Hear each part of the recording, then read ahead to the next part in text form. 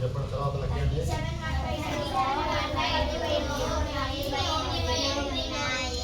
37/1/2లో 1/8. కాబట్టి ఇప్పుడు ఏం చేయాలి? డివిజన్ చేయాలి. ఏం చేయాలా? అంటే 37 1/2 ఎన్ని 1/8 అంటే ఏం చేయాలి? ఫ్రెండ్ దాన్ని మనం డివిజన్ చేయాలి. అప్పుడు 37 1/2 డివైడెడ్ బై 1/8.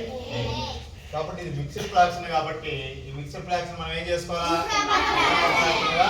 37 2 74 ప్లస్ 1 ఎంత?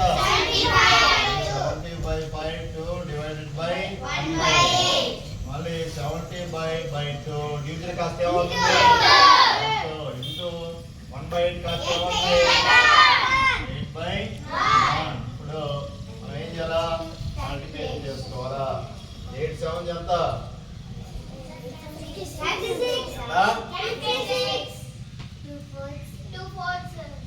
2 తో పోతే 2 4 75 4 ఎంత?